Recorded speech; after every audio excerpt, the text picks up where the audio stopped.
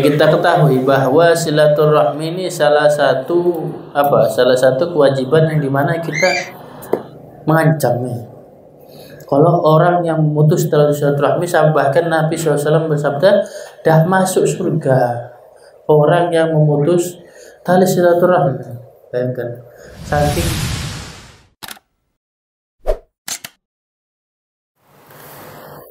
sebelum kita buka kitabnya dan kita lanjut lagi pengajian yang biasanya kita pengajian yang sebelumnya, yang dimana kita membahas tentang silaturahmi. Tepat ya pembahasannya. Soalnya biasanya kita orang ini, kalau bahasanya orang Jawa, unjung-unjungnya ya, unjung-unjung, sonjo-sonjo. Kalau bahasanya orang Jamaah, sonjo-sonjo, buat yang lebih anunya lagi, buat itu silaturahmi ke sana kemari ya. Cuma bagaimana nanti afdolnya silaturahmi nanti dijelaskan di sini. Sebelum kita buka kitab, kita niat dulu seperti niatnya sahibul kitab. Bismillahirrahmanirrahim. Alhamdulillah rabbil alamin.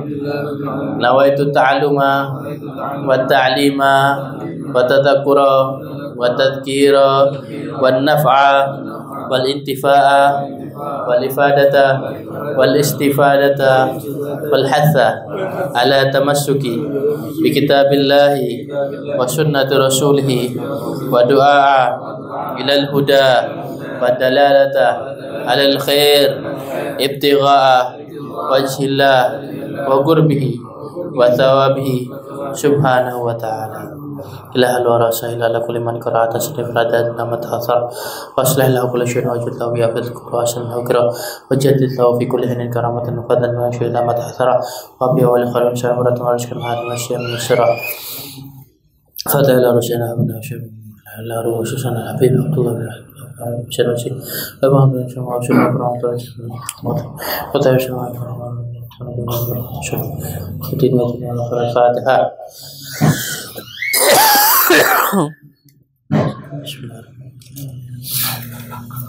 Bismillahirrahmanirrahim. Yang kita ketahui bahwa silaturahmi ini salah satu kewajiban yang dimana kita mengancamnya.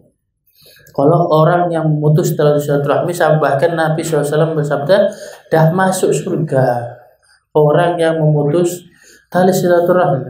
Bayangkan, saking betul-betul ancaman dari Allah Ta'ala dan Rasulullah SAW. Orang kalau sudah diancam tidak masuk surga, itu wis gemeter. Lihat orang yang punya iman ya.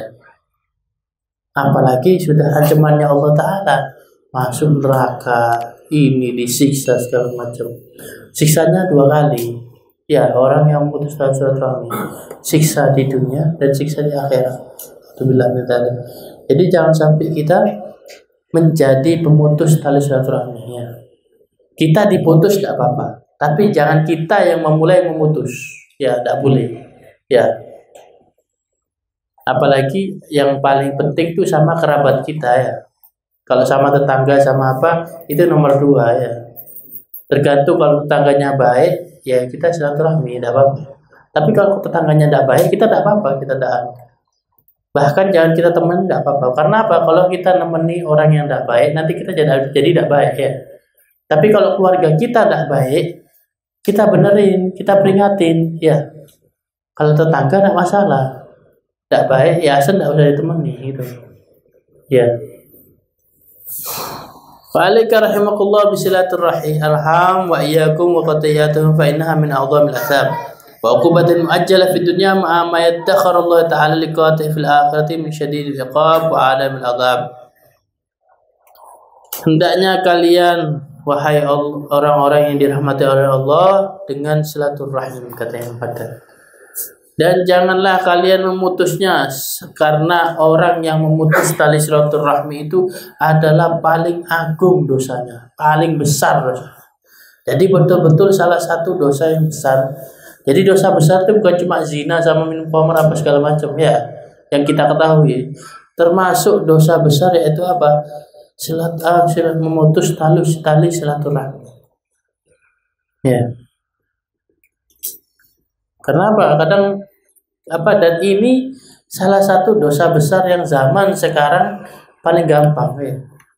Kalau zina sih bayar hari ini ya. Kalau zina kan, kalau zaman sekarang kan zina gampang, tapi tetap keluar duit ya. Mau minum khamr tetap sih keluar duit. Kalau silaturahmi, sekali pedot besok dulur mari. Nggak ketokno duit, nggak ketokno. Jadi apa? Dosa besar yang paling gampang dan paling mengancam daripada yang lain ya. Zina masih bisa tobat. Maksudnya kalau tobat itu Allah Ta'ala tidak langsung.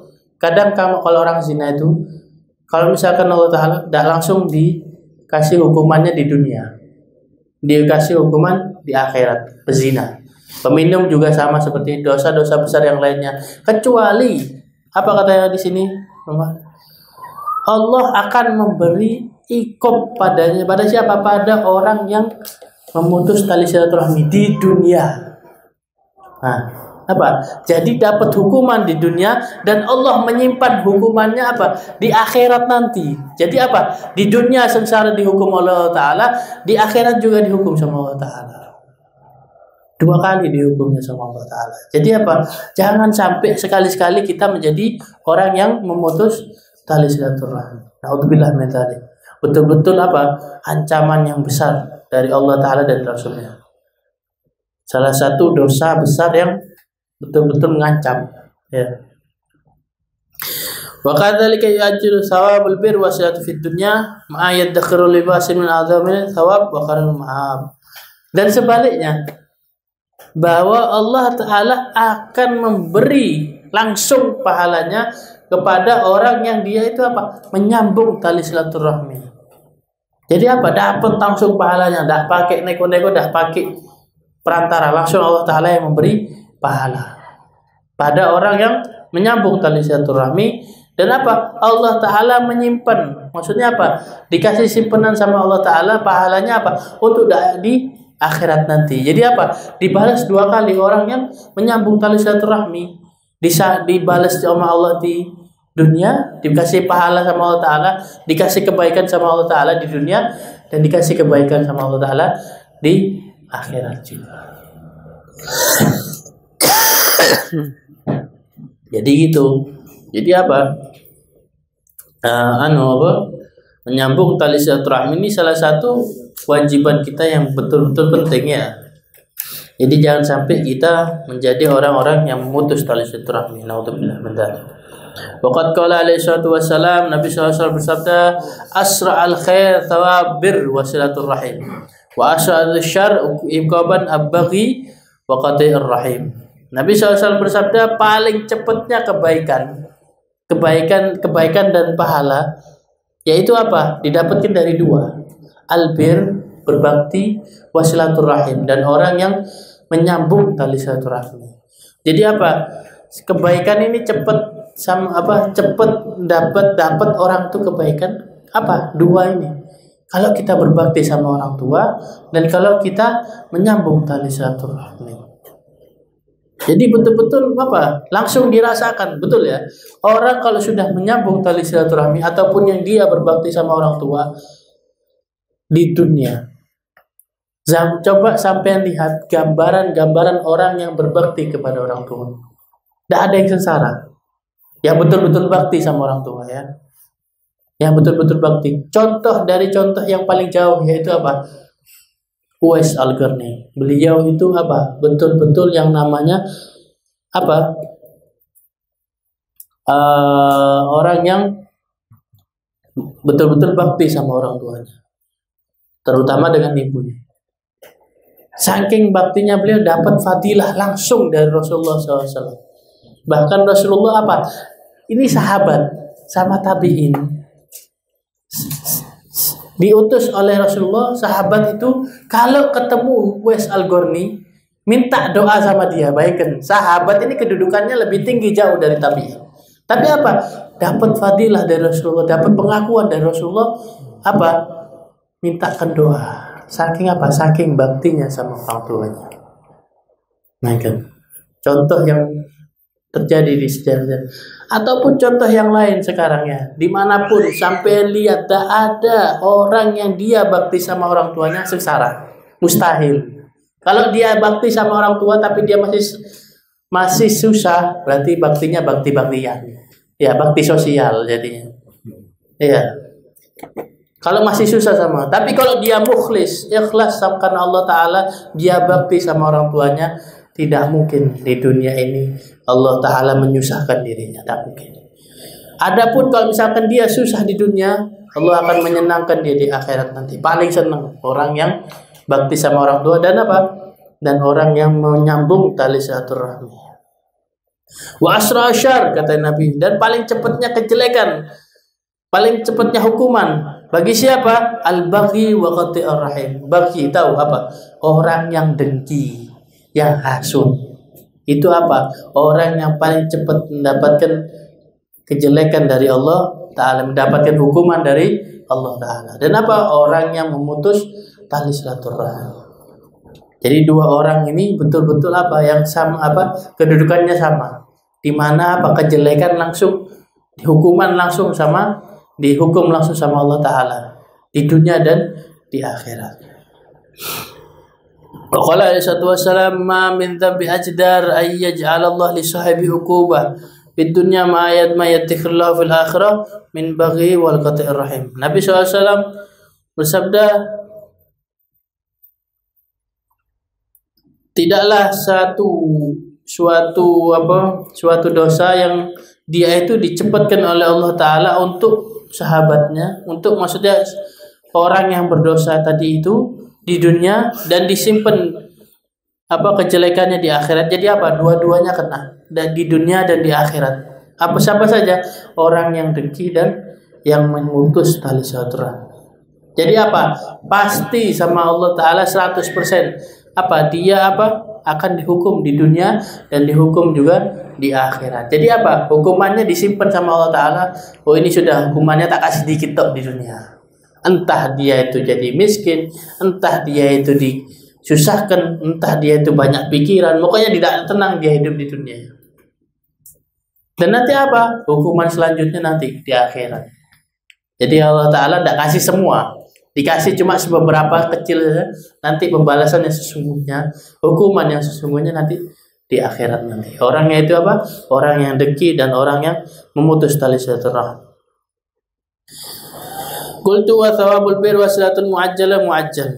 Iqab hukukum wa qati'atu kadzalik. Nasallallahu al-afiyah.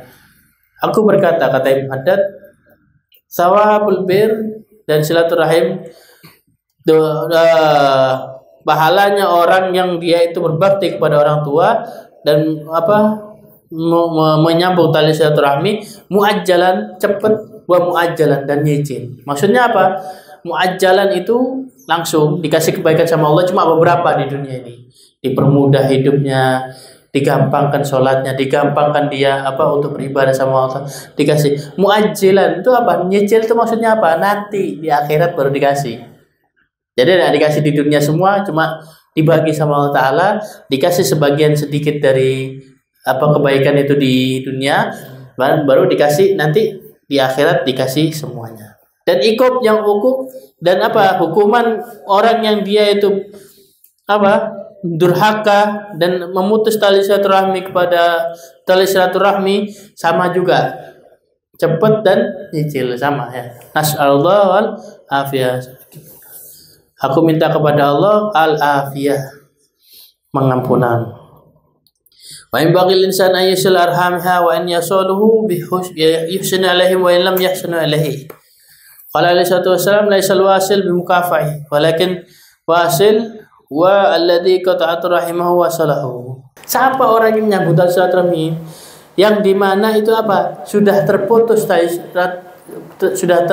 dari mereka silaturahmi, dia sambung lagi. Itu namanya menyambung tali silaturahmi. Bukan kita datang ke rumah saudara ahlan apa yang baik, maksudnya yang sudah baik sama kita datang dia sambut juga. Kita ibarat kata Nabi itu mau nyambung tali silaturahmi itu sama musuh, bukan sama konco ya.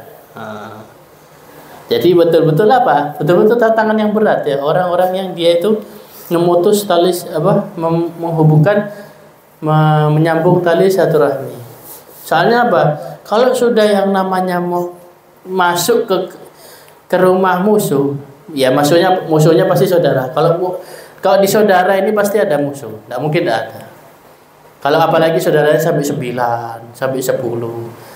Yang musuhnya siapa? Wong sugih biasanya. Ya. Soalnya yang wong sugih itu pasti tidak nganggep orang yang miskin ya. Oh iki tutuk sopo, tutuk saudaraku. Nah, kalau kita datang ke sana, kita nyambung tali silaturahmi kepada dia ketika dia misalnya memutusnya. Bagaimana? Yaitu yang dibilang sama Nabi, menyambung tali silaturahmi. Wa yanbaghi lahu aidan an yasbiru ala adahim in adahu wa la yakfihim bi isaatihi idza asau ilayhi bal yafu wa yasfahu wa yasilu wa yasinuka wa kullama adahu wa asau fi haqqihi kanat silatu lahum akadaha wa kana sadaqatu alaihim afdal. Dan sepatutnya bagi orang yang dia itu menyambung tali silaturahmi, bagaimana cara nyambungnya? Kita harus sabar atas gangguan mereka. Ya, ini suatu yang repot sudah. Udah dimusuhi, lah dia yang musuh ini ganggu kita. Entah kita difitnah, entah kita dibilang ini, entah kita dicaci maki. Ya, kita harus sabar.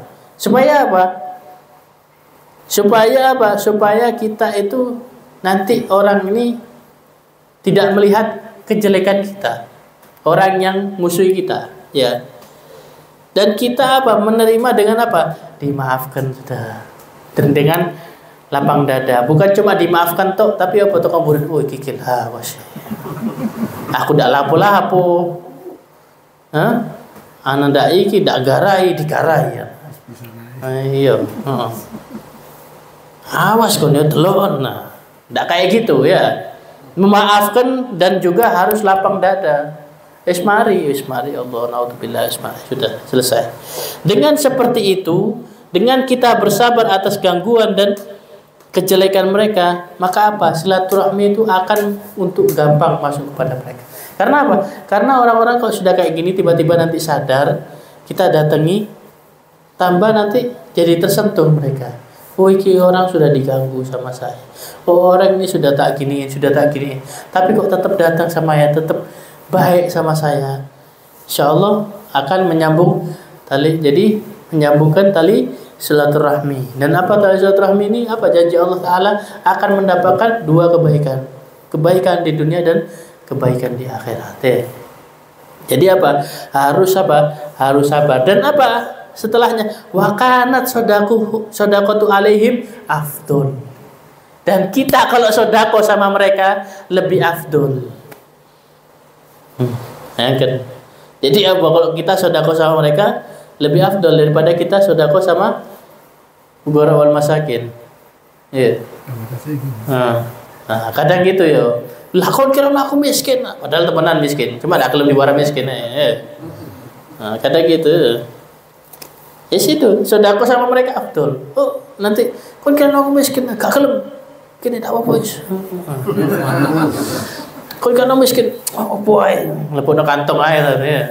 Tidak apa-apa, sedekah sama mereka lebih afdol, katanya Muhaddad. Wa qala sallallahu afdal sedekah ini. Kalamnya Nabi SAW. Afdal sedekah wa sedekah ala dzil arham kasih. Dan paling afdolnya sedekah itu sedekah kepada orang yang maksudnya til arham, til rahim. Orang sedekah kepada saudara yang maksudnya kasih, paling dimusuhi. Ya, sedekah sama orang saudara, dari saudara ya, bukan selain saudara. Dari saudara yang paling dimusuhi. Kalau kita tidak punya musuh dari saudara, alhamdulillah. Ya, alhamdulillah. Kalau kita misalkan ada musuh di dalam orang lain, tidak apa-apa, kita sambung tali silaturahmi kepada mereka. Alhamdulillah kalau kita tidak ada kalau kita tidak ada musuh di dalam keluarga ya. Kalau musuh di luar, kita lihat sekiranya kita kalau nyambung silaturahmi sama dia, kita tambah baik, tidak apa-apa. Tapi kalau kita tambah jelek, ya sudah, selamanya tidak ngurus ya. Kalau selagi bukan menjelekkan, selagi menjauhkan kita dari Allah, tidak usah didekati ya. Wa huwa alladhi yadmiru ad-dawata li qurbihi muhsinan lahi. Wa fil hadits rajul alladhi qala an-nabi inna li ghurabati aslah wa yaqta'ani fa dzakarani al-hadits hatta qala fil fi akhirih la yazalu ma'aka min dhahirin ma dumta ala dzalika ya'ni ala birrahum wa silatuhum in qata'u wa asahu.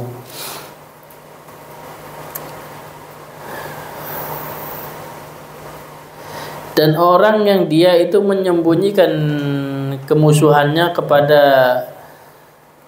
saudara-saudaranya itu baik. Maksudnya gimana? Kalau kita mangkel sama salah satu saudara, jangan sampai kita tampakkan. Ya. Supaya apa? Supaya takutnya kalau misalkan kita tampakkan, kita mangkel, kita jadi putus silaturahmi. Jadi kata Imam Haddad, kalau memang mangkel sembunyiin sudah, enggak usah diumbar-umbar ya. Mangkel sama saudara ini, iya betul depannya baik. Moro di belakangnya orang iki mekel iki iki. Oh, fulan iki. Biasanya apa nyolong-nyolong duitku misalkan. Enggak tahu lagi ya. Iki biasanya gawa anakku siji DE5. Ketika aku kudu ngei apa THR sing akeh DE timbang aku. Kadang barangkali gitu tidak tahu. Namanya masalah ya. Di dalam keluarga kita tidak tahu, macam-macam. Dan di dalam hadis Nabi SAW bersabda, nali gorobati aslahum wa yaqta'ani. Dan apa terakhirnya di dalam hadis, jikalau engkau masih bergantung kepada dua ini. Apa bergantung kepada dua ini? Berbakti kepada orang tua dan menyambung tali silaturahmi, maka Allah Ta'ala akan selalu katanya Allah Ta'ala selalu mendapat di dalam kebaikan. Di dalam hidup ini kalau misalkan kita berpegang teguh kepada dua ini, berbakti kepada orang tua dan menyambung tali silaturahmi, di dalam hidup kita akan diliputi kebaikan dan diberi langsung oleh Allah Ta'ala. Mudah-mudahan kita dijadikan oleh Allah Ta'ala orang-orang yang suka nyambung tali silaturahmi, dan mudah-mudahan kita tidak dijadikan oleh Allah Ta'ala orang-orang yang memutus tali silaturahmi, dan kita dijadikan oleh Allah Ta'ala dihitung berbakti kepada orang tua, dan kita terus diberikan kebaikan oleh Allah Ta'ala sampai yaumil qiyamah, sampai kita masuk ke liang lahat. Hadza minni, assalamualaikum warahmatullahi wabarakatuh.